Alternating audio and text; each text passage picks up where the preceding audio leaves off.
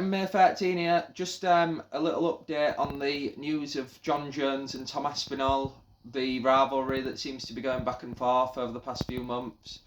Did you tweet yesterday what Tom Aspinall kind of went back and forth with John Jones? There was the original video, I think it was Sport Bible, where Tom Aspinall said that John Jones is the biggest duck in UFC history.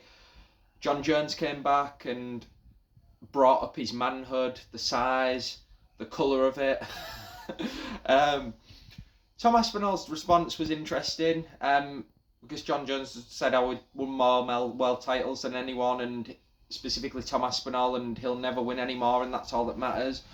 And Tom Aspinall responded, bringing up his past drug failures, and I thought that was a good response. I'd have preferred it if he'd have maybe added something to that, like, you also have beat your wife up more times than I've had world titles. That'd have been interesting. But yeah, I thought it was a interesting turn of events because they've been quite friendly in the past. No kind of heat to the rivalry. It's just more being, I want to fight you, I don't want to fight you, in the case of John Jones. I thought it was interesting. And Daniel Cormier said that he's been there before and Tom has got John rattled and all that. I think Daniel Cormier, to be honest with you, no one seems to be bringing this up on any other YouTube channel. You've got to remember, one of Daniel Cormier's crowning achievements was beating Stipe, and he probably don't want that fight to go ahead as much as Tom. Well, not as much, but maybe in a different way. He don't want that fight to happen, because then that's another thing John can say he's done that DC's done. And Tom Aspinall is the way for that to be basically avoided, and then that fight can happen instead. I think DC's made some good points, saying that Tom's got in his head, and maybe the fact that he's gone a bit more straight to the point with John instead of being Mr. Nice Guy. He's got to the real problems, like John's drug past. He hasn't quite gone to the personal issues yet. I think that could be a way to go to get that fight. But my favourite part about this is the fact that John Jones has not said that he'll fight Tom Aspinall, but he's crying. He's saying, "Ooh, I've got a bigger I won't go there because I don't want to get this video banned, but I'm better than you, I've won more belts, won't go into the stuff that he said in that tweet." But yeah, I think that, Instagram comment actually, but so it wasn't even a tweet, it was an Instagram comment, so that's even worse because apparently he threw his phone away. If it was a tweet, I'd have maybe thought maybe his manager's done that, because I don't think John Jones runs his own channel. So to be honest with you, that's even worse because he probably hadn't even stuck to his word about throwing away social media, which he apparently had done. So he said he sleeps well at night. I don't think he does. I think he's thinking about Tom Aspinall 24/7. I want that fight to happen. I think it'll be a better fight than the Stipe fight, and I think, from a selfish point of view, I hope Tom knocks him clean out, because I think he's an absolute terrible human, and I think that he's been vastly overestimated how good his legacy is. Because think about this, before he fought for the belt, which he's saying Tom hadn't earned yet, he literally beat 3 old competitors. I think the best win he had before fighting for the belt was his win over Ryan Bader, which hadn't aged well at all. He fought 3 older, smaller, out of prime middleweights, and then got the title shot. And Tom Aspinall has done more than that.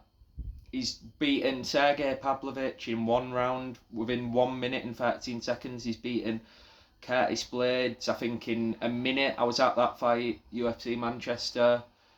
Pretty cool, to see Curtis Blades get his chance. And I don't have anything against Curtis Blades, but it was great seeing Tom Aspinall knock him out, just so John Jones couldn't talk shit online. I think, if you actually look, and this might be a hot take, I think Tom Aspinall's done more than John Jones did when he earned his title shot originally. He had no wins that were impressive. And by impressive, I don't mean the people he beat even, I just mean the way he won the fights. Tom Aspinall's literally wiping out people. He's literally the shortest fight, not forget the shortest average fight time, it's just the range of ways that he's won fights. He's beat people by submission with straight arm locks. He's beat people with 1-2s down the pipe. He's beat people with elbow knee combinations and then literally ground and pounded them into the mat. It's unbelievable. for a heavyweight to do that. It's even if people talk about people like Cain Velasquez, he won to the level of Tom Aspinall as an all-round game. He was good everywhere, but he wasn't like starching people in the way Tom Aspinall is. I mean, the Brock Lesnar fight people talk about, but he only defended the title twice. You know, Tom Aspinall could do that in his next fight. I mean, Stipe, he's defended the belt 3 times. He ain't even in the same level of either of those fighters, Tom Aspinall or Cain Velasquez. Like that, both of them fighters. I don't care how many title defences you've got. They're the goats already to me. Like of heavyweight, they're the top 2. Tom Aspinall wins a few more fights. It might be him at the very top. You know, so I think it's interesting, John Jones, that he wants to discredit Tom Aspinall. John Jones is beaten, probably his best win, to be honest with you, and this might sound quite hilarious because people think he chucked the fight, is the Cyril Gane fight, because he actually looked impressive in that fight, but not in the way that you'd think when you think of heavyweights mauling people, like with ground and pound. It was more of like just he got him in that guillotine position and then he ended up choking him out. It was really, really low level. It won.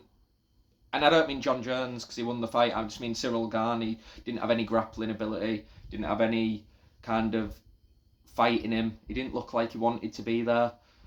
So I think that was his most impressive win because John Jones doesn't take people out like that. Dana White's kissing his ass going on about that because that's probably the best win of John Jones' career. And he's holding on to that because you look at all his wins earlier in his career, the 3-round victory, you know, which Forrest Griffin actually did quicker. You know, it's not really... And that was literally probably his most impressive win. His win back in, I think it was 2009 against Shogun. I think that was the win. I can't remember if it was 2009 or 2010, but it was definitely one of those years.